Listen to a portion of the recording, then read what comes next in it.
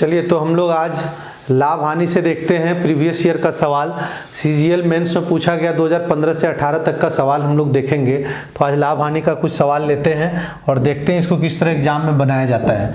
ठीक है, तो सवाल है, एक बार आप लोग पढ़िए और सवाल क्या है एक बार हम भी पढ़ते हैं और आप लोग ध्यान से देखिए और खुद से एक बार बनाने का प्रयास करिए। सवाल है कि राम ने 2 घोड़े समान कीमत पर बेचे, एक में से उसे 10% का लाभ हुआ और दूसरे में 10% की हानि हुई, तो राम को कुल क्या हुआ? 1% लाभ, नो प्रॉफिट नो लॉस, 2% लाभ और 1% हानि। मतलब क्या हुआ आपको परसेंट में बताना है। तो देखिए ऐसा सवाल अगर विक्रय मूल्य समान हो, ठीक है, विक्रय मूल्य समान हो, ठीक, और ये क्रय मूल्य समान हो, ठीक है, दोनों में फर्क है, ठीक, और यहाँ पे एक पर जो लाभ हुआ, एक पर मान लीजिए 10% का लाभ हुआ, एक पर 10% का लाभ और दूसरे सौदे पर 10% की हानि हुई।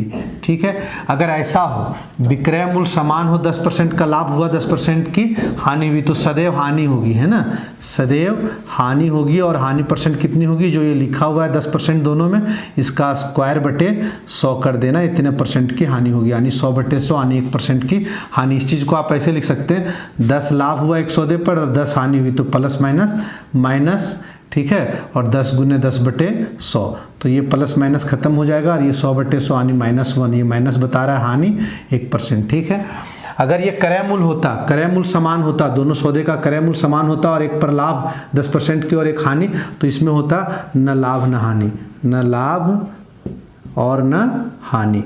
ठीक है, ऐसा क्यों होता है आपको पता होगा, इसलिए ऐसा हो जाता है कि अगर दोनों में क्रय मूल्य समान है तो क्रय मूल्य पर ही लाभ और हानि निकालते हैं। हानि ये अमाउंट समान है दोनों केस में और यहाँ भी समान है, तो जितना लाभ होगा उतना ही हानि हो जाएगी। तो क्या हो जाएगा, जितना आपने कमाया उतना गवा दिया, तो कोई लाभ अथवा हानि नहीं होगी।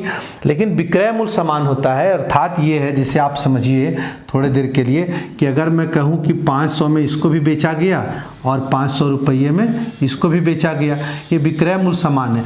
अगर ये हानि है, आप समझिए, अगर ये हानि पर बेचा गया, इसका मतलब इसका क्रय मूल्य क्या रहा होगा, इसका क्रय मूल्य ज़्यादा रहा होगा इस 500 से, यानी ये क्रय मूल्य क्या रहा होगा, 500 से ज़्यादा रहा होगा, तभी तो आप कम में बेचे तो हानि हुआ। लेकिन इसका क्रय मूल्य क्या होगा अगर ये लाभ पर बिका है, तो अगर ये लाभ पर बिका है तो इसका क्रय मूल्य कम रहा होगा, इसका क्रय मूल्य इस 500 से कम रहा होगा। तो भाई इसका मतलब ये पता है कि इसके क्रय मूल्य से इसका क्रय मूल्य ज़्यादा है, और ज़्यादा, अगर ज़्यादा पैसे का 10% आप निकालेंगे तो ज़्यादा आएगा, यानी हानि वाले क्रय मूल्य ज़्यादा है, तो हानि अगर निकालेंगे 10% तो हानि ज़्यादा होगा, ये हानि ज़्यादा होगा, और इसका क्रय मूल्य इसके अपेक्षा कम है, और इसमें भी आप 10% निकाल रहे हैं तो क्या हो जाएगा, इसमें हानि कम आएगा, है ना, इसमें हानि, अच्छा ये लाभ है तो इसमें लाभ कम आएगा, है ना, तो हानि ज़्यादा हो जाएगी, लाभ कम हो जाएगा, इसलिए सदैव हानि होगी। तो आपको उम्मीद है कि सवाल समझ में आएगा, और डिटेल में भी बना सकते हैं पर उतना लंबा नहीं जाना है, आपको 1 सेकेंड में सवाल बन जाता है, तो वैसे आप क्यों बनाएंगे। ठीक है, एक सवाल और देखिए आप लोग, ये भी सीजीएल 2015 का पूछा हुआ सवाल है। अगला सवाल आप लोग एक बार आप लोग खुद से सवाल को पढ़िए और खुद से बनाने का प्रयास भी करिए। ठीक है, एक बार चलिए, उम्मीद है कि आप लोगों ने ट्राई किया होगा खुद से। अब मैं पढ़ता हूँ इस सवाल को। एक विनिर्माता उत्पादन लागत में 33% अधिक पर अपना विक्रय मूल्य नियत करता है। यदि उत्पादन लागत 12% बढ़ जाती है और विनिर्माता अपना विक्रय मूल्य 10% बढ़ा देता है, तो उसके लाभ की प्रतिशत क्या होगी?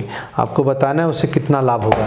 देखिए कहता है कि अगर मान लीजिए उत्पादन लागत 100 रुपये इसका कॉस्ट प्राइस है, ठीक है, इसका कॉस्ट 100 प्राइस आता है 100 रुपया, तो इसने क्या किया कि इसका अपना विक्रय मूल्य कितना में बेचने के लिए रखा, इसका विक्रय मूल्य बेचने के लिए रखा, इसका मतलब इसको अंकित मूल्य भी बोल सकते हैं अब, है ना, कि इसका मार्क प्राइस कितना रखा गया, 33% बढ़ा के, यानी 133 रुपया, ऐसा लिखा गया सवाल में, आप लोग देख सकते हैं। अब क्या हुआ कि इसका कॉस्ट जो था, ठीक है, इसमें बढ़ोतरी हो गई 12% की, मतलब जो लागत, उत्पादन लागत था 12% बढ़ गया, मतलब इस प्रोडक्ट को बनाने के लिए जो कॉस्ट प्राइस लगने लगा 12% बढ़ गया, मतलब कि 112 रुपया होने लगा। इसको देखते हुए इसने 10% क्या किया, इसका 10% विक्रय मूल्य जो बेचने के लिए मार्केट प्राइस रखा था उसमें 10% बढ़ा दिया गया। तो इसका 10% निकालना आसान है, इसका 10% 13.3 हो जाएगा, है ना, अब बताइए, इसमें 10% बढ़ा दिया, मतलब 133 था, 13.3 बढ़ा दिया, इसका मतलब 146.3 हो गया, और इसके बाद जाके इसको बेचा।